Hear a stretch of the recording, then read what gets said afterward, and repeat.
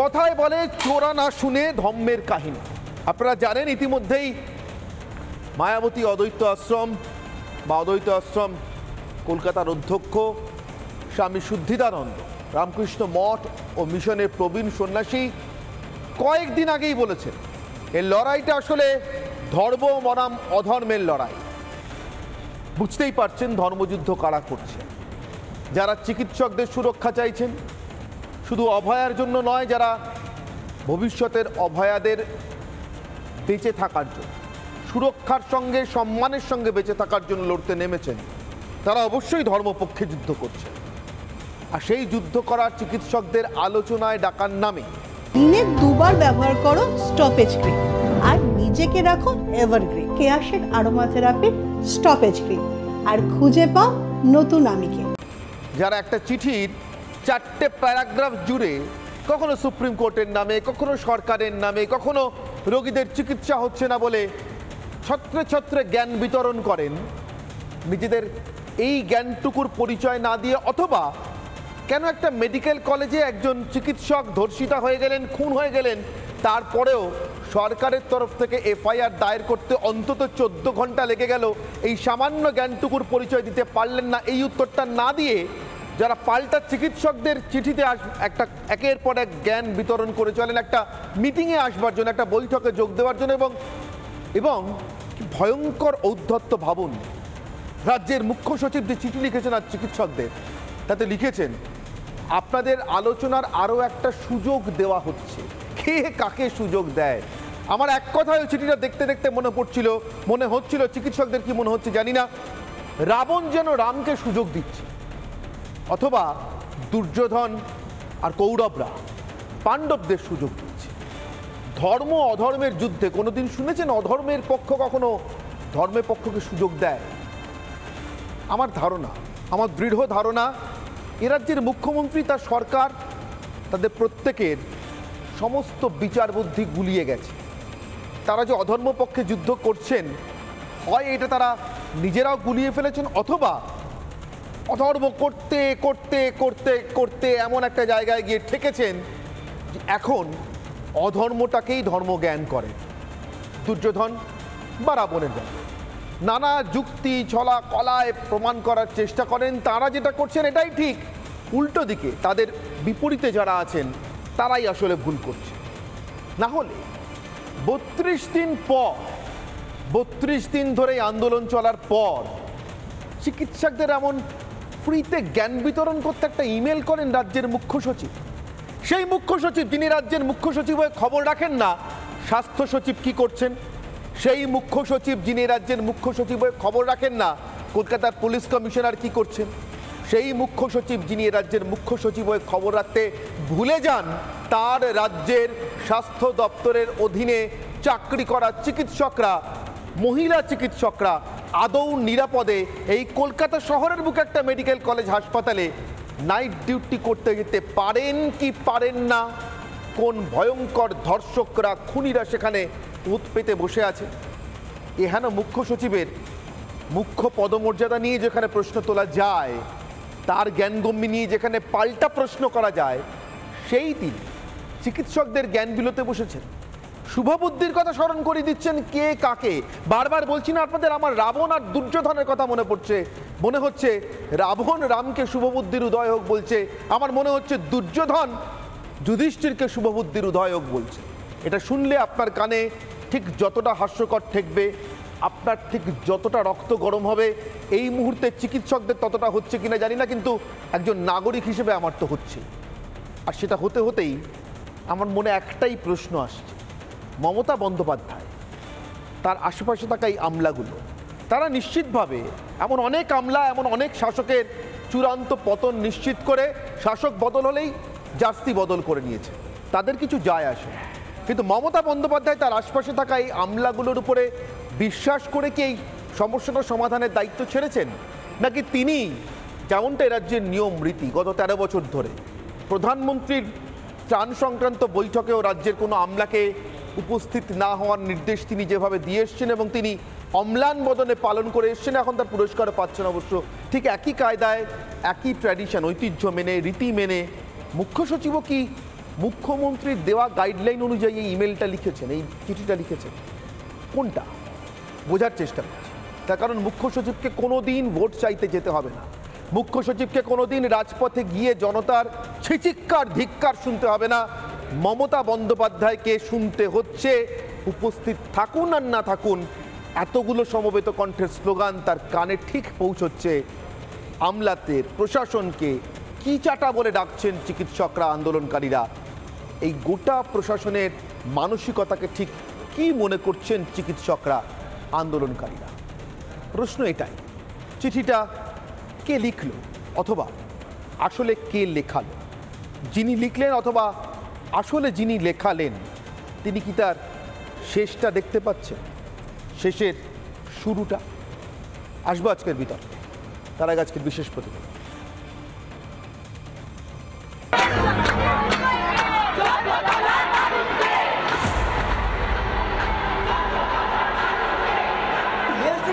Mail থেকে এই যে মেল আসা, এটা আমাদের কাছে অত্যন্ত অপমানজনক। ঘড়িতে সময় রাত প্রায় 2টো, মুষলধারে বৃষ্টি। সেই বৃষ্টির মধ্যেই লাগাতার স্লোগানে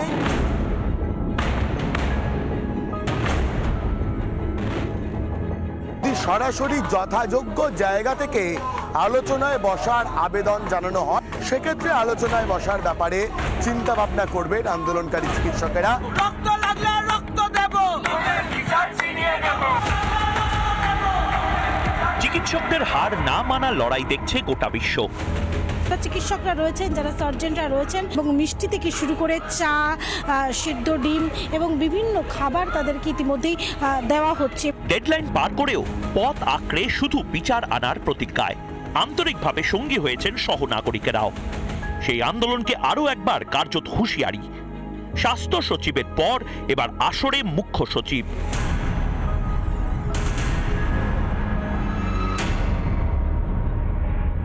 চিকিৎসকদের ভোর 3:49 ইমেলের উত্তর এলো দুপুর পার করে।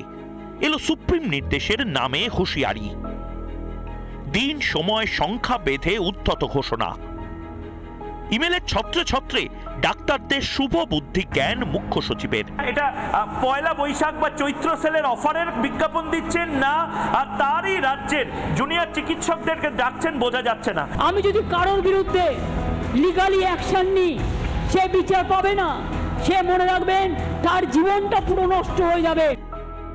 হুমকির ট্র্যাডিশন সমানে চলছে। রাজ্যের শুভ বুদ্ধি শির দ্বারা মগজের খোঁজে যখন তীব্র হচ্ছে আন্দোলন, বিদ্রোহেই হচ্ছে উৎসবের বোধন।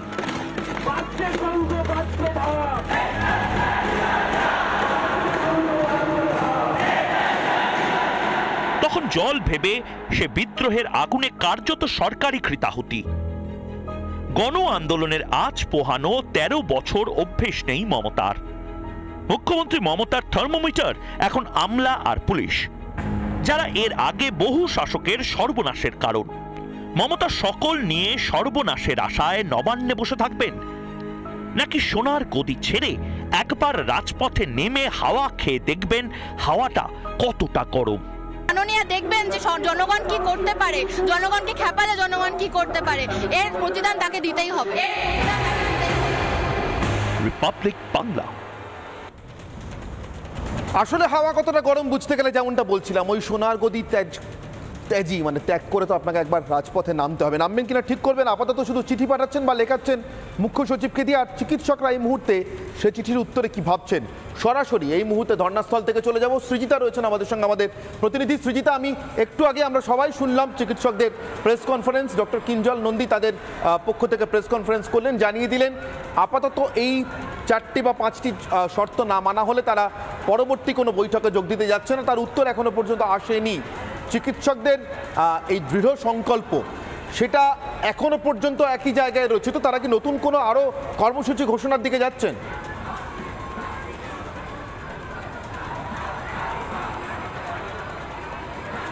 না, অনির্বাণ, নতুন কোনো কর্মসূচি কর্মসূচি ঘোষণা সেটার উপরে নির্ভর করছে যে তাদের এই যে নতুন মেলটা তারা পাঠিয়েছে খানিকক্ষণ আগে 5:23 নাগাদ মূলত মেলটি যায় এবং সেখানে তারা স্পষ্ট করেছেন যে তারা ঠিক কি কি সেখানে চাইছেন। 30 জনের প্রতিনিধি দল যাবে, 26টি মেডিকেল কলেজ একত্রিত রয়েছে, তাদের সমস্ত প্রতিনিধিরা সেখানে রয়েছেন, কাজে 30 জনের একটি দলকে যেতে হবে। 5 দফা যে দাবি তাদের রয়েছে সেই দাবিগুলোকে নিয়েই আলোচনা করতে হবে এবং সমস্ত আলোচনাকে লাইভ টেলিকাস্ট করতে হবে যাতে সমস্ত স্তরের মানুষের কাছে একটা স্পষ্ট বার্তা যায় এবং অতি অবশ্যই রাজ্যের মুখ্যমন্ত্রী মমতা বন্দ্যোপাধ্যায় তাকে সেখানে উপস্থিত থাকতে হবে। এই বিষয়গুলি হলে তবেই তারা একমাত্র নবান্নে যেতে প্রস্তুত, না হলে নয়। এখন এই বিষয়টায় মানে এই যে মেলটা পাঠানো হয়েছে তার কোনো প্রতিক্রিয়া যতক্ষণ না আসছে ততক্ষণ অবধি তারা পরবর্তী সিদ্ধান্তের দিকে যাবেন না। তবে হ্যাঁ, একটা বিষয় তারা নিশ্চিত করেছেন যে যদি তারা যান, যদি এই মেইলের পরবর্তী কোনো উত্তর আসে, যদি তারা যান সেখানে গিয়ে কথা বলেন, আলোচনা করেন, যা লাইভ টেলিকাস্ট হতেই হবে, তারপর তারা বেরিয়ে এমন নয় যে আন্দোলনটা তুলে নেবেন, তারপর তারা বেরিয়ে আগে স্বাস্থ্য ভবন চত্বরে আসবেন। যে সকল সিনিয়র চিকিৎসকরা তাদেরকে সঙ্গ দিচ্ছেন এবং বহু মানুষ যারা তাদেরকে সঙ্গ দিচ্ছেন তাদের সঙ্গে কথা বলবেন, আলোচনা করবেন এবং তারপর এই আন্দোলনের মোড় কোন দিকে যাবে তার উপর ভিত্তি করে পরবর্তী সিদ্ধান্ত নেবেন। এই বিষয়টাই তারা জানিয়েছেন। অনির্বাণ, অনেক ধন্যবাদ সুজিত। আপনাদের যেমনটা বলছিলাম, একবার ওই সোনার গদি ত্যাজি মানে সোনার গদি ছেড়ে নেমে এসে রাজপথে দাঁড়ালে তো বুঝবেন হাওয়া কতটা গরম। দাঁড়াচ্ছেন না, রিপোর্ট নিচ্ছেন, ফলে স্বভাবতই বুঝতে পাচ্ছেন না। বিনীত গোয়েল বা রাজ্যের মুখ্য সচিব বা স্বাস্থ্য সচিব আমার মনে হয় না জনগণের টেম্পারেচার মাপার, তাপমাত্রা মাপার জন্য খুব ভালো থার্মোমিটার। আপনারা কোনো কালে ভালো থার্মোমিটার হয় না। আমার যে প্রশ্ন নিয়ে আজকে বিতর্ক শুরু করবো, আমার আজকে প্রথম অগ্নিবাণ। মমতার সরকার ঔদ্ধত্য আর অবিচার, এক তো শুরুতে অবিচার, আজ ওই চিঠিটা কার্যত ঔদ্ধত্যের একটা চূড়ান্ত ঔদ্ধত্যের একটা দলিল। আমার সঙ্গে উপস্থিত যে অতিথিরা রয়েছেন তাদের সঙ্গে আপনাদের একে একে পরিচয় করি। যে আমার বাঁদিক থেকে আইনজীবী মণিশঙ্কর চট্টোপাধ্যায় রয়েছেন, আমার সঙ্গে রয়েছেন সায়নদীপ মিত্র সিপিআইএম নেতা, আমার সঙ্গে আমার ঠিক ডান দিকে রয়েছেন সজল ঘোষ বিজেপি মুখপাত্র, এবং আমার সঙ্গে রয়েছেন ডক্টর শুভম সরকার চিকিৎসক, এবং আমার সঙ্গে ধর্নাস্থল থেকেও রয়েছেন এই মুহূর্তে যে চিকিৎসকরা ধর্নায় বসে রয়েছেন তাদের মধ্যে তাদের অন্যতম প্রতিনিধি ডক্টর নাজির হাসান। নাজির নিজেও চিকিৎসক একজন। নাজির, কালকে এই সময়ই আপনার সঙ্গে আমার কথা হয়েছিল, আজকেও কাকতালীয়ভাবে তার প্রায় 24 ঘন্টা পরেই আপনার সঙ্গে আমার কথা হচ্ছে। মাঝের 24 ঘন্টায় একটা মেল এসেছিল, পত্র পাঠই বলা যেতে পারে, যে মেলের যে পত্রের উত্তর আপনারা দিয়েছেন। না, আমি বলছি নাজির, আপনাদের নিজেদের কি মনে হচ্ছে বলুন তো, সরকার সত্যি আপনাদের সঙ্গে কথা বলতে চায়, নাকি কথা বলতে চাই এরকম একটা ভান করতে চায়?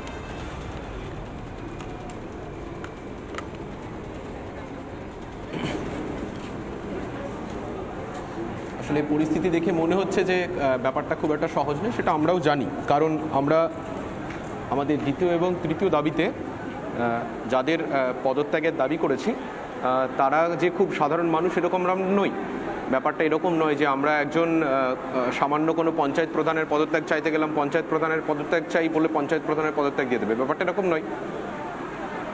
আমরা যাদের পদত্যাগের দাবিতে আন্দোলন, এই মুহূর্তে আমাদের যাদের পদত্যাগের দাবিতে আমরা সোচ্চার, তারা নিঃসন্দেহে খুব গুরুত্বপূর্ণ মানুষ এবং তারা অপরাধের গভীরতা কত দূর অবধি গেলে এই রকম উচ্চ পদস্থ আধিকারিকেরাও এই ঘটনার সঙ্গে জড়িত থাকতে পারেন, জাস্ট ভাবা যায় না আর কি।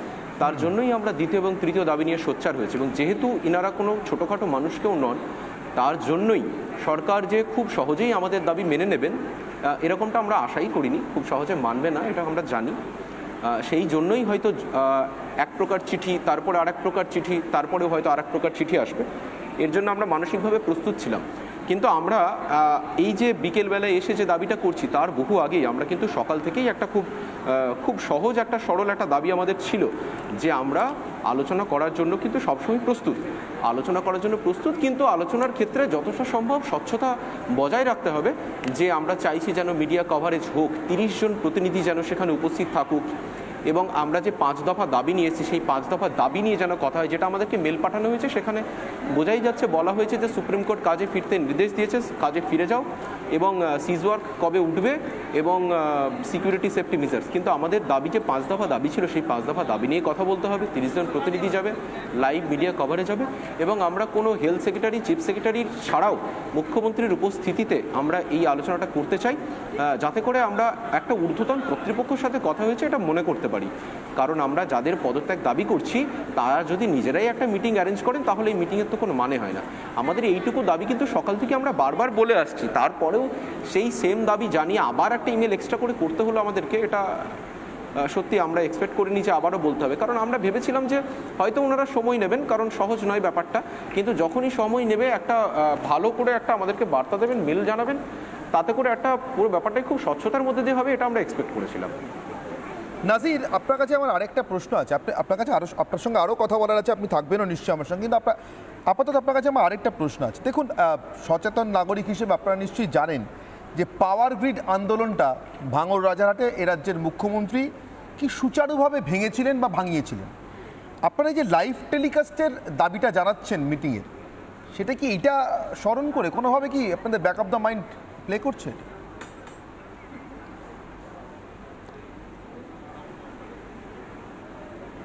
না, আমরা তো এর আগেও দেখেছি অনেক যে অ্যাডমিনিস্ট্রেশনের কোথাও কোনো মিটিং হলে সেই অ্যাডমিনিস্ট্রেশনের মিটিংগুলো তো লাইভ মিডিয়া কভারেজ হয়।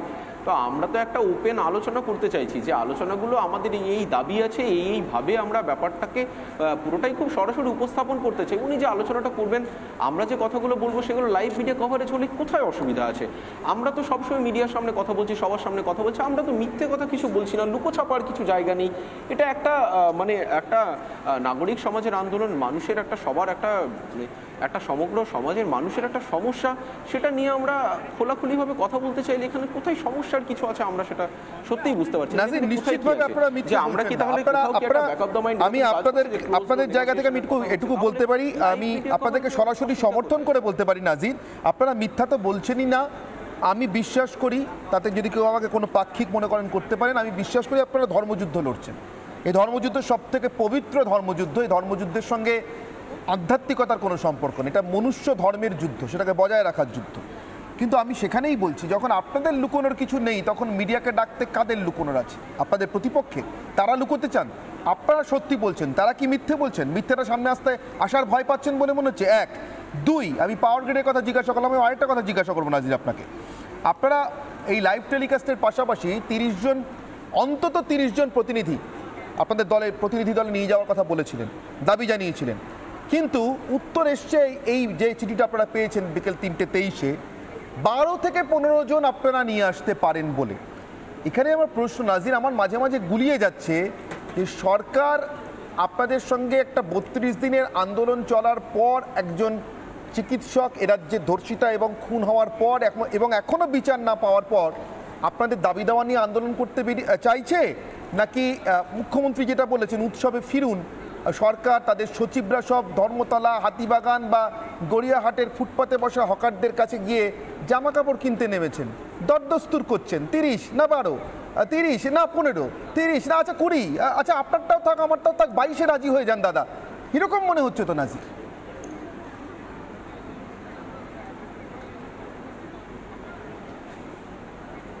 না, এটাও খুব একটা সাধারণ ব্যাপার। আমরা তো প্রত্যেকটা জিনিস খুব লজিক্যালি আমরা প্রেজেন্ট করেছি, যে প্রথম থেকে আসছি এত অর্গানাইজড হইতে আমরা একটা মুভমেন্ট চালিয়ে নিয়ে যাওয়ার চেষ্টা করছি।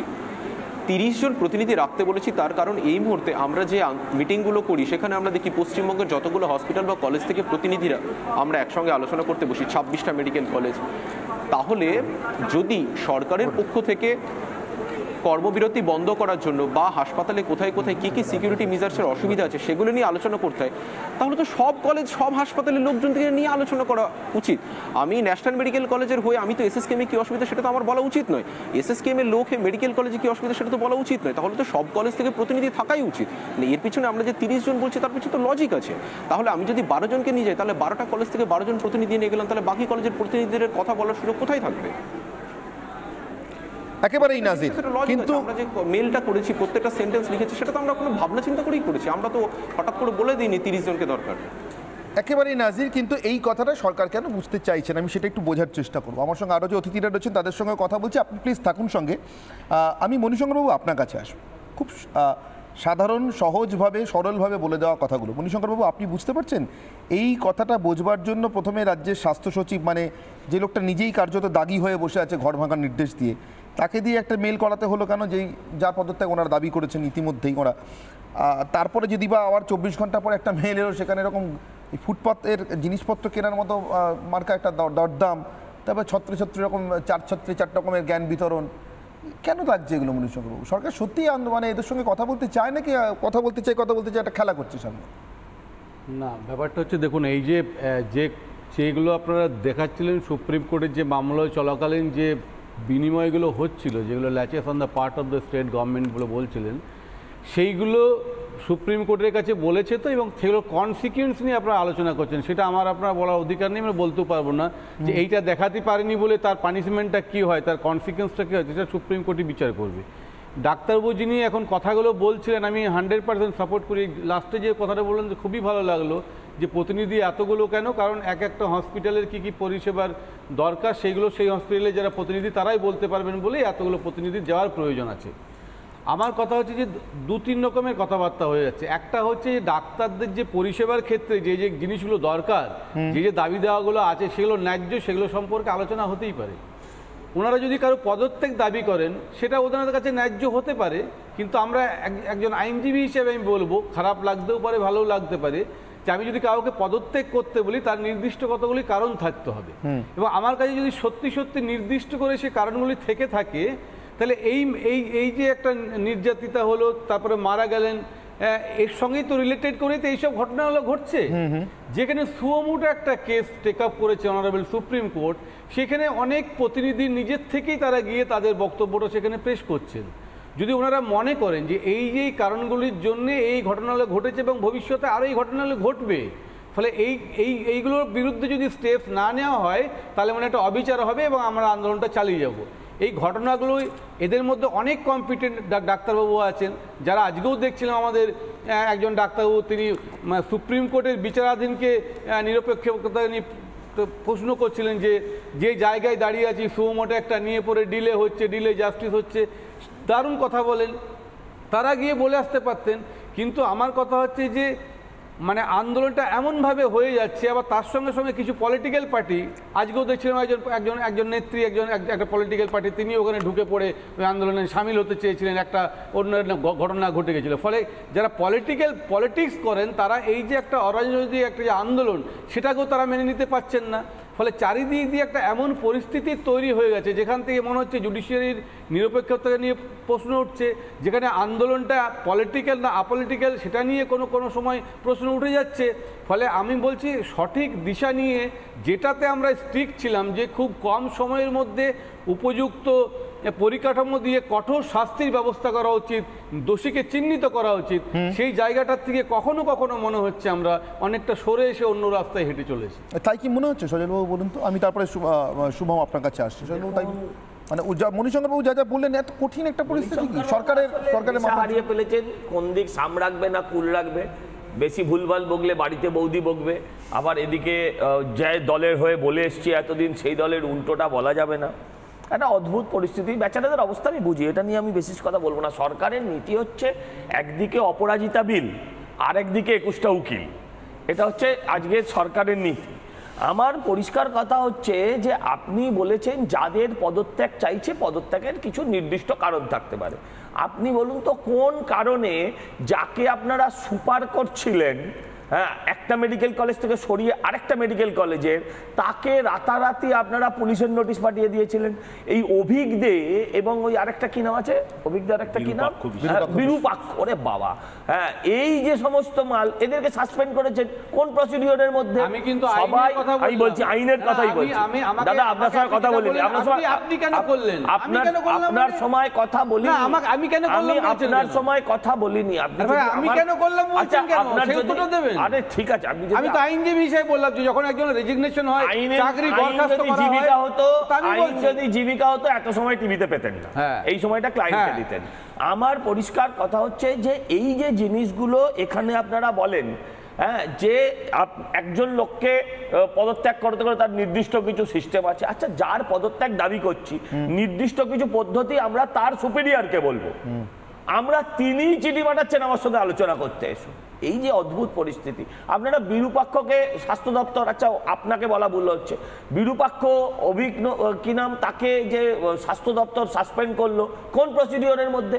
আসলে ঠেলায় পড়ে বিড়াল গাছে উঠে গেছে। এই যে বললেন একজন নেত্রী ঢুকে পড়েছেন, দেখুন এই ধরনের ওরা একটু বড় নাম চেয়ে ফেলেছে, মানে বিনীত গোয়েলের নামটা আমি বলছি ওনার নামটা, হ্যাঁ আমি বলছি ওনার টিভিতে অর্ধেকটা দেখা যায়, ওনার টিভির অর্ধেকটা পিকচার টিউব খারাপ। এর পরবর্তীকালে, কারণ ওখানে আমাদের যে নেত্রী তিনি যাচ্ছিলেন আমাদের পার্টি অফিসটা, সেন্ট্রাল পার্টি অফিসটা ওর ভেতর গায়ে একদম, তিনি সেখানে যাচ্ছিলেন এবং ডাক্তাররা ব্যাপারটা ভুল বুঝেছিলেন এবং ডাক্তাররা পরবর্তীকালে সেই ভুলটা স্বীকার করেছেন বলেও আমার কাছে ইনফরমেশন আছে এবং সম্ভবত সেটাও টিভিতে টেলিকাস্ট হয়েছে। আমরা ওগুলোর মধ্যে যাচ্ছি কেন? কোন দল কোন মত, যে যাবে অন্য দলের লোক সে তো গো এক স্লোগান শুনে চলে আসছে, হয়ে গেল।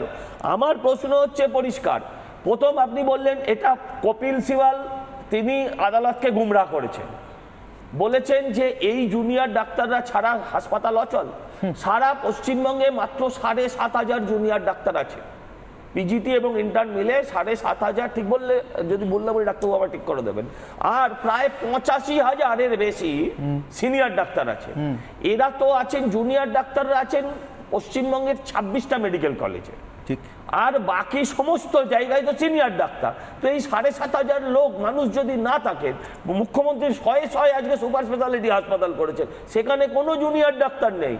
আমি প্রশ্ন করি যে কপিল সিবাল ২৩ জনের মৃত্যুর খবর জানিয়েছেন, ভালো কথা, এই ২৩ জনের নাম, ঠিকানা এবং তাদের কজ অফ ডেথ তিনি কি আমাদের সামনে তুলে ধরেছেন? আমরা পশ্চিমবঙ্গের মানুষ আমরা জানি না, কপিল সিবাল জানে, সুপ্রিম কোর্ট জানে। আসলে সুপ্রিম কোর্টকে ভুল বোঝানো হচ্ছে এবং সুপ্রিম কোর্ট কোনো নির্দেশ দেয়নি।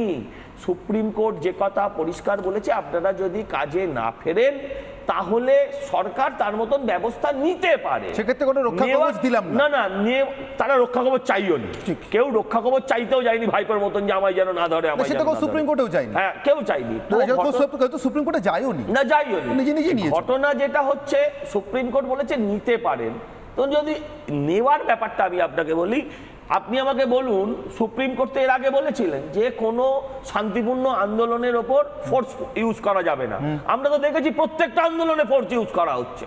শুধু ডাক্তারদের ক্ষেত্রে বুঝেছে যে ব্যাপারটা ভয়ঙ্কর দিকে চলে যাবে বলে তারা লালবাজারে সারা রাত অপেক্ষা সহ্য করেছে, তারা এই যে আজকে স্বাস্থ্য ভবনের গেটে বসে আছে তারা সহ্য করছে, কারণ তাদের কাছে আর কোনো উপায় নেই। কালকে একটা চিঠি এসেছিল, চিঠিটা দিয়েছিলেন কে, যার পদত্যাগ চাইছিলেন, সেখানে কোথাও লেখা নেই মুখ্যমন্ত্রী অপেক্ষা করছেন। হঠাৎ 7:30টার সময় আমরা দেখলাম স্বাস্থ্য প্রতিমন্ত্রী, যিনি আসলে ওনারই মতন একজন আইনজীবী, হ্যাঁ তিনি স্বাস্থ্যের মন্ত্রী, তিনি হঠাৎ বললেন যে মুখ্যমন্ত্রী 6টা থেকে 7:30 অবধি বসেছিলেন। তো যদি বসেছিলেন, আমি প্রশ্ন করি ওই চিঠিটায় কোথাও লেখা ছিল যে মুখ্যমন্ত্রী আপনাদের জন্য মিটিং এর জন্য ডাকছেন? আজকে চিঠিতেও নেই, আজ কোথাও নেই। এই যে ফার্স, এই যে মানে এই আন্দোলনকে নিয়ে এই যে সরকারি মস্করা, এটা তো কমসে কম বন্ধ হোক। তারা যে দাবিগুলো নিয়ে আন্দোলন করছে, আমরাও চাই ডাক্তাররা কাজে ফেরুন, ডাক্তাররাও চাই কাজে ফেরুন। আমি বলছি যে দিনের ঘটনাটা ঘটেছে সেই দিনের ঘটনাটার পর থেকে কতগুলো হসপিটাল আবার আক্রান্ত হয়েছে, আপনি আমায় বলুন ডাক্তাররা আক্রান্ত হয়েছে বলুন। আমি 14 তারিখের কথা বাদই দিলাম, 14ই আগস্টের কথা বাদ দিলাম, তারপরে SSKM হাসপাতাল আক্রান্ত হয়েছে, তারপরেও আক্রান্ত হয়েছে আপনার সাগর দত্ত মেডিকেল কলেজ, এতগুলো হসপিটাল পরপর তারপরেও আক্রান্ত হয়েছে। আরে কোন জায়গায় গিয়ে পৌঁছলে এই সুপ্রিম কোর্টই একটা হসপিটালের জন্য CISF দিতে বলেছে? এই যে বলছেন কোর্টের অর্ডার, সরকার তো বলেছে CISF-কেও সঠিকভাবে তার থাকা খাওয়া পড়ার অ্যাকোমোডেশনগুলোর ব্যবস্থা করতে হবে সন্ধ্যের মধ্যে, সেটা এখন অবধি করতে পেরেছেন? এগুলো সমস্তটাই মিথ্যাচার করছেন। যত তাড়াতাড়ি এদেরকে সরিয়ে দেবেন মুখ্যমন্ত্রী তত ভালো। আর উৎসবে ফিরুন, উৎসব তো হবে, আমরা তো চাই বাংলার মানুষ, যদি বাংলার মানুষ উৎসব মানে উনি যদি উৎসব চান যে বাংলার মানুষ উৎসবে ফিরুক, তাহলে একটাই রাস্তা, এই সন্ধ্যেবেলা পদত্যাগ করুন, দেখুন সারা রাত ধরে এখনই উৎসব শুরু হয়ে যাবে, দুর্গাপুজোর থেকে বেশি উৎসব হবে। আর পুজোয় ফিরুন, কেন বলছে জানেন? পুজোয় ফিরলে, দুর্গাপুজোয় ফিরলে ওনার যে ষষ্ঠী পুজো করছে জনতা প্রতিদিন সারাদিন সারাক্ষণ ধরে, হ্যাঁ সেইটা অন্তত একটু কমবে, সেটা অন্তত একটু আমি গো ব্যাক শুনেছে, আর আজকে আপনাদের নেত্রী শুনলো, আর কজন গো ব্যাক শুনলে এরকম ডাক্তারদের একটা আন্দোলন, আমরা তো গো ব্যাক যাবেন না? আচ্ছা একটা কথা বলছি, বলতে পারবেন আর কজন শুনলে এরকম একটা আন্দোলনকে নষ্ট করার চেষ্টা করবেন? আমি বলছি ধরুন আমরা তো গেছি, গো ব্যাক শুনেছি, আপনাদের মুখ্যমন্ত্রীর কি ক্ষমতা হয়েছিল? এই যে এতক্ষণ শুনছিলাম তেজিয়ে সোনার গদি রাজা মাঠে গিয়ে যদি হাওয়া খায়, একবার হাজি করে কি হাওয়া কে আসতে বলুন না, হাওয়া বার করে দেবে, ইস্যু তৈরি করে হাওয়া বার করে দেবে, সেই তন্ত্রে যাচ্ছে। আপনাকে আমি বলছি মুখ্যমন্ত্রীকে বলুন, মিটে যাবে, মুখ্যমন্ত্রীকে বলুন, ইস্যু তৈরি করুন, মুখ্যমন্ত্রীকে বলুন একবার গিয়ে স্বাস্থ্য ভবনে হাওয়াটা কে আসছে, বলছি স্বাস্থ্য ভবনের সামনে গিয়ে হাওয়া কে আসছে, বিজেপি উঠে যাওয়ার চেষ্টা করবেন না, সেই বিজেপি ইস্যু তৈরি করুন, এটা দুটোই মিটে যাবে, আবার মিটে যাবে। তো আমি আপনাকে যেটা বলছি, আপনার যদি ক্ষমতা থাকে মুখ্যমন্ত্রীকে বলুন, আমরা জানি তো, মুখ্যমন্ত্রীকে বলুন যে একবার গিয়ে স্বাস্থ্য ভবনের সামনে হাওয়াটা কে আসছে, হাওয়া গরম আছে, একবার গিয়ে কে আসতে বলুন। লোকগুলো কোনো বিজেপি লোক নয়। আমি ডক্টর শুভম সরকারের কাছে যাব। শুভম, আচ্ছা এরকম কি কোনো ব্যাপার থাকতে পারে, মানে ধরুন যার পদত্যাগ দাবি করছেন তার কাছ থেকে চিঠি আসছে, মুখ্যমন্ত্রীর নাম নেই, আবার চন্দ্রিমা ভট্টাচার্য বলছেন মুখ্যমন্ত্রী অপেক্ষা করছিলেন, আজকে আবার মুখ্য সচিবের কাছ থেকে চিঠি আসছে, তাতে প্রথম 4টে প্যারাগ্রাফ হিতোপদেশ, শেষ দিকেও ওরকম একটা হিতোপদেশ টাইপের কিছুটা আছে, কিছুটা পঞ্চতন্ত্র মেশানো আছে, ওরকম টাইপের ব্যাপার। তো আমি বলছি যে এরকম নয় তো, সরকার সুপ্রিম কোর্টে 18 তারিখে গিয়ে কিছু চিঠির অ্যাড করছে সরকারের সিভিতে, দেখুন এতবার চিঠি লিখেছি, এতগুলো চিঠি লিখেছি, এই দিন চিঠি লিখেছি, এরা কিন্তু আসে, এরকম নয় তো শুভম?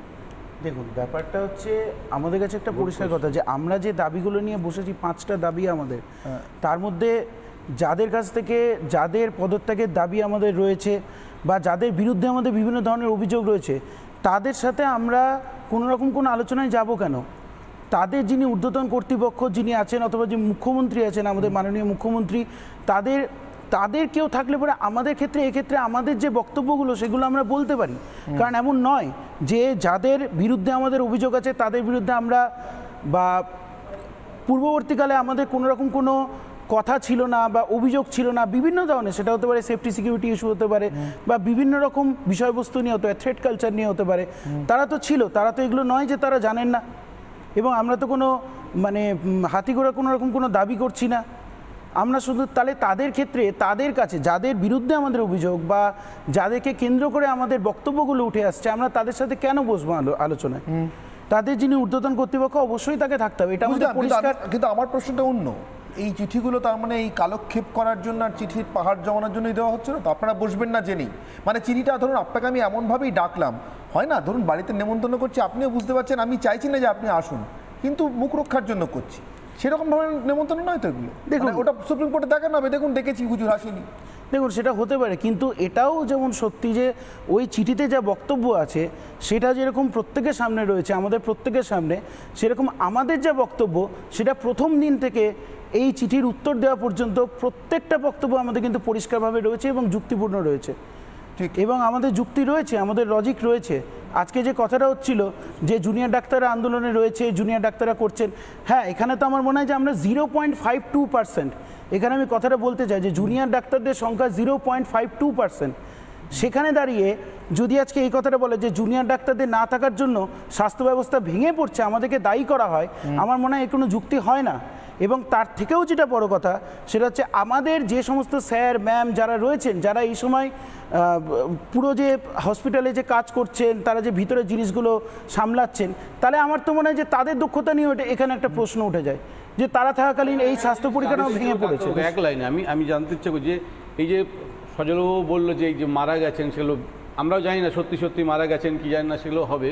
আমি বলছি যে এক মাস ধরে যে আন্দোলনটা চলছে কর্মবিরতির, যখন বলা হচ্ছে যে মারা গেছে তখন জুনিয়র ডাক্তারদের বক্তব্য হচ্ছে তাহলে আমরাই কি অপরিহার্য, মানে আমরা না থাকলে রোগীগুলো মারা যাবে? উল্টো দিকটা যদি হয়, তার মানে কি আপনারা না থাকলে কি হসপিটালগুলো চলতে পারে?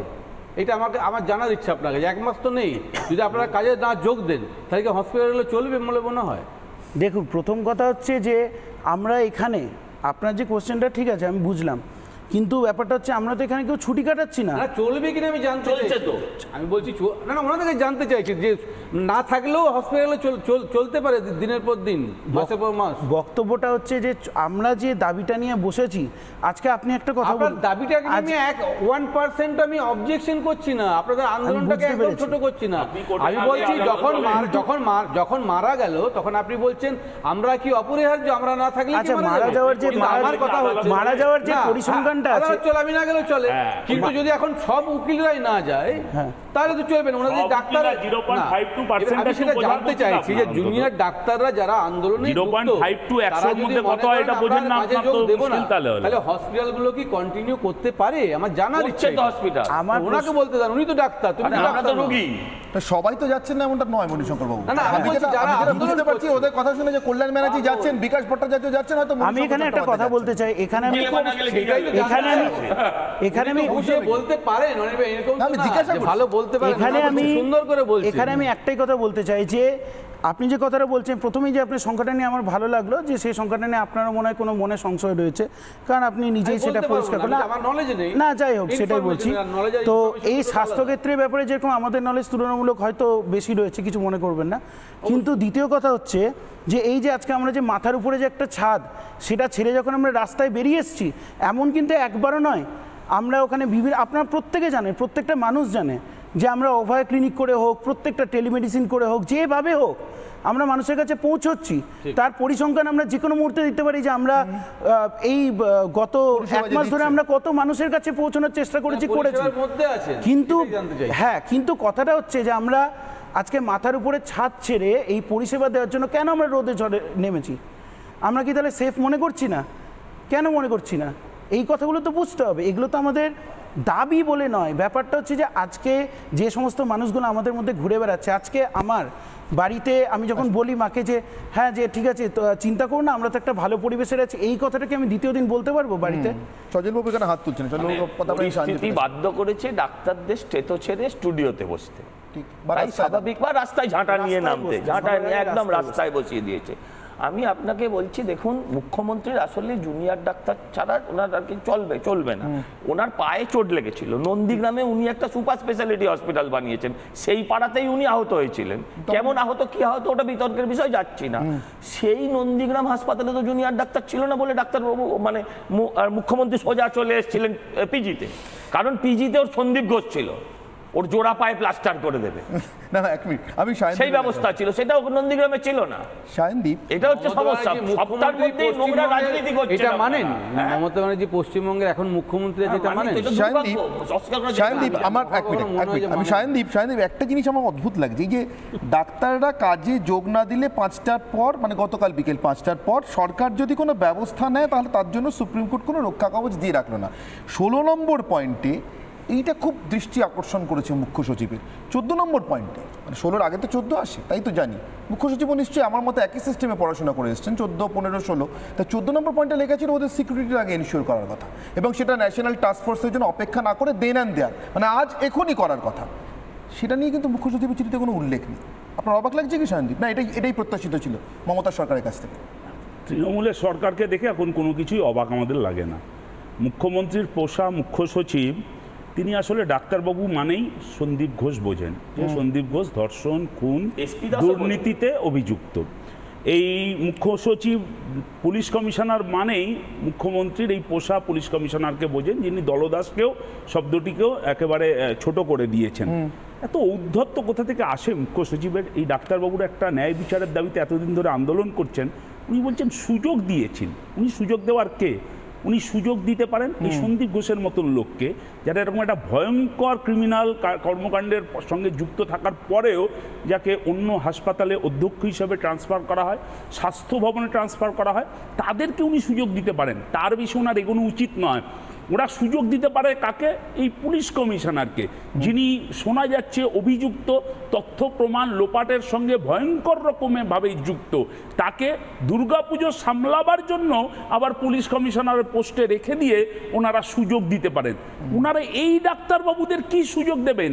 যে ডাক্তারবাবুরা আজকে গোটা পশ্চিমবাংলার মানুষের বিবেক, যে ডাক্তারবাবুরা আজকে পশ্চিমবাংলার মানুষের কণ্ঠস্বর, যে ডাক্তারবাবুরা গোটা পশ্চিমবাংলার মানুষের প্রতিবাদের প্রতীক, যারা আজকে স্টেথো ছেড়ে রাস্তায় নামতে বাধ্য হয়েছে। এই গোটা স্বাস্থ্য দপ্তরটা যে ঘুঘুর বাসা তৈরি হয়েছে, সেই ঘুঘুর বাসা ভাঙবার জন্য তিনি কি করে, তারা ওনাদের থেকে কি সুযোগের অপেক্ষা চান? সুযোগের অপেক্ষা চান না বলেই তো সুপ্রিম কোর্টে কোনো রক্ষা কবচের জন্য ওনারা আবেদন করেননি। সুপ্রিম কোর্ট, আপনি 14 নম্বর পয়েন্ট বললেন, এই মুখ্য সচিব জানে না সুপ্রিম কোর্ট এর আগে কি অর্ডার দিয়েছিল, যে কোনো ধরনের শান্তিপূর্ণ বিক্ষোভে রাজ্য সরকার সেটা ভাঙবার জন্য অ্যাক্টিভ হবে না, প্রয়োজনীয় সংযম দেখাবে। আর আজকে ঘুঘুর বাসা যারা ওখানে এই ঘুঘু হয়ে বসে রয়েছে, তারা চিঠি পাঠাচ্ছে, যার পদত্যাগ দাবি করছে ডাক্তারবাবুরা, তারা চিঠি পাঠাচ্ছে আপনার, ওনারা কথা বলবেন তাদের সঙ্গে। এর কোনো বাস্তবতা আছে? আপনি যেটা বলছেন, এটা কি ব্যঙ্গ করা হচ্ছে ডাক্তারবাবুদের, আন্দোলনটাকে ছোট করা হচ্ছে, না এটা মজা করা হচ্ছে? আমার কোথাও একটা মনে হচ্ছে সন্দীপ, আমি খুব সিরিয়াস নোটে বলছি, আমার কোথাও একটা মনে হচ্ছে 18 তারিখে সুপ্রিম কোর্টে ওদের বিরুদ্ধে পেশ করবার জন্য কাগজের পাঁজা তৈরি হচ্ছে। হতে পারে, চিঠির পাঁজা। দেখুন, এতবার ডেকেছি হুজুর, এতবার ডেকেছি, ওই দিন ডেকেছি, আসেন। আমি বলছি, এই যে ডাক্তারবাবুরা একটা বলছিলেন না, যে জুনিয়র ডাক্তাররা 0.52% গোটা স্বাস্থ্য পরিষেবার ক্ষেত্রে, এই স্বাস্থ্যমন্ত্রীর তো এক্ষুনি পদত্যাগ করা উচিত। যদি এই 0.52% জুনিয়র ডাক্তাররা তারা কর্মবিরতি করেন বলে গোটা রাজ্যে যদি স্বাস্থ্য পরিষেবা ভেঙে পড়ে, তাহলে এই স্বাস্থ্য দপ্তর, এই স্বাস্থ্যমন্ত্রী, তাদের এক্ষুনি ছেড়ে দেওয়া উচিত। এই যে গোটা এই কি বলে সুপার স্পেশালিটি হসপিটাল থেকে শুরু করে যা, এগুলো সব একটা নাটক রাজ্যে প্রমাণিত হচ্ছে। আচ্ছা, আপনি বলছিলেন না যে এই যে চিঠির পাঁজা তৈরি করছে সুপ্রিম কোর্টে আবার একটা নতুন করে এইটাকে ডিফেন্ড করবার জন্য, এই জন্যই হয়তো এই যে এই সরকার এত ভয়ঙ্কর সমস্ত ধরনের চক্রান্ত করতে পারে, তার জন্যই তো এই ডাক্তারবাবুরা প্রকাশ্যে এই লাইভ স্ট্রিমিং চাইছে তাদের আলোচনার। আর আপনি বলছিলেন পাওয়ার গ্রিড আন্দোলন, শুধু পাওয়ার গ্রিড আন্দোলন, আনিস খানের ঘটনার সময় আমরা দেখেছিলাম এই প্রশাসন টাকা দিয়ে আনিস খানের বাবার কাছে পাঠিয়েছিল যে কি করে গোটা ব্যাপারটা মিটিয়ে নেওয়া যায়। এখানে শোনা যাচ্ছে, অভিযোগ আসছে তো, ডিসি নর্থ এই ছাত্রী তার বাবা মার কাছে টাকা নিয়ে পাঠিয়েছিলেন। সুতরাং এই সরকার কত ধরনের চক্রান্ত করতে পারে, এটাও আমি নাম শেষ করিনি, এইটা ওদের হ্যাবিটের মধ্যে রয়েছে যে ওরা যে কোনো ধরনের ঘটনা এই সময়কালে ঘটাতে পারে। আর আমার দুটো কথা, এই মণিশঙ্কর বাবু আমার তো মনে হলো কুম্ভকর্ণ সিনড্রোমে ভুগছেন। 6 মাস বাদে ঘুম থেকে উঠে যেন মনে হলো না যে এই যে পদত্যাগের যে কারণ সেগুলো নাকি উনি জানেন না। 1 মাস ধরে মুভমেন্ট চলছে, গোটা পশ্চিমবাংলা আর উনি জানেন না যে পদত্যাগের কারণগুলো কি, কেন সিপি, কেন স্বাস্থ্য সচিব, কেন এই ঘুঘুর বাসা তাদের পদত্যাগ করা দরকার, এই কারণগুলো নাকি উনি জানতেন। সেই কারণগুলো যে পদত্যাগের সঠিক, সেটা আপনি ঠিক করার কি? আমি বলছি যে আপনি ডাক্তারদের আন্দোলন হচ্ছে, তাহলে সিপিএম এর একটা কথা বলার অধিকারই ছিল না স্টুডিওতে বসে। কথা বলেছেন, আমি শেষ করে নি। স্টুডিওতে সিপিএম এর কথা ব্যবহার করছিলেন তৃণমূলের প্রতিনিধি হিসেবে, গোটা তৃণমূলটাই বলছেন না, বলছি ইস্যু ঘুরিয়ে দিন, এই একটা নতুন ইস্যু বাছুন। একটা ছাত্রীর নৃশংসভাবে কর্মরত অবস্থায় হাসপাতালের ভেতর খুন হয়েছে, তারপর তার তথ্য প্রমাণ লোপাট হয়েছে, তৃণমূলের বিধায়ক কাউন্সিলররা দেহ হাইজ্যাক করে সেই দেহ দাহ করেছে, আর উনি বলছেন এখন ইস্যু ঘুরিয়ে দিন, একটা নতুন ইস্যু। ওই জন্য একটা স্লোগান উঠছে না যে শাসক তোমার কিসের ভয়, ধর্ষক তোমার কে হয়, এটা তৃণমূল থেকে শুরু করে মণিশঙ্কর বাবু। আমি ডক্টর নাজির হাসানের কাছে আমার একটা শেষ প্রশ্ন আছে। নাজির, যদি 30 সেকেন্ডের মধ্যে উত্তরটা দিতে পারেন খুব ভালো হয়। নাজির, আপনারা কি চিকিৎসকরা মনে করছেন যে সুপ্রিম কোর্ট আপনাদেরকে আন্দোলন তুলে নিয়ে বা আন্দোলন বজায় রেখেই কাজে ফেরবার জন্য কোনো জোর করেছে? এটাকে আপনারা মনে করছেন সুপ্রিম কোর্টের নির্দেশনামায় এমন কিছু ছিল যে আপনারা কাজে ফিরুন, সুপ্রিম কোর্ট এটা বলেছে, আপনাদেরকে জোর দিয়ে মানে ফোর্স করছে, এনফোর্স করছে, মনে হচ্ছে কি?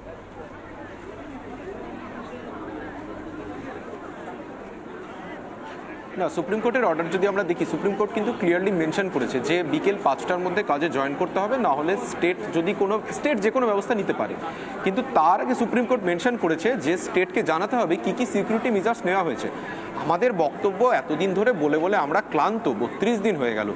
যে হাসপাতালে এরকম ঘটনা ঘটছে, সেই হাসপাতালে যাতে এরকম ঘটনা না ঘটে তার তো একটা ব্যবস্থা করতে হবে, না হলে সেখানে মানুষ কি করে ডিউটিতে ফিরে যাবে?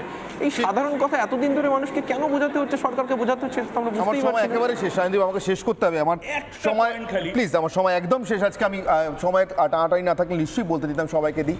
আমার সময় একদম শেষ। আমি শুধু একটা কথা বলি, শেষ করতে পারি, যে মমতা বন্দ্যোপাধ্যায় কি শেষমেশ তার এই জনগণের তাপমাত্রা মাপা যে আমলাদের বাজারে ছেড়ে রেখেছেন, ঈদের থার্মোমিটারে ভরসা করেই শেষমেশ ডাক্তারদের কাছেই হারবেন। আজ অবধি 11 সালের পর থেকে বড় কোনো নির্বাচনে তিনি হারেননি, যে হারে তার ক্ষমতা ছাড়তে হয়। কোথাও যেন মমতার মধ্যে সে সিনড্রোম দেখা দিয়েছে যে তিনি এবার আমলার ভরসায় ডাক্তারদের কাছেই বোধহয় শেষমেশ হার। অনির্বাণের অগ্নিমান এখানেই শেষ করছি। সঙ্গে থাকুন রিপাবলিক বাংলা।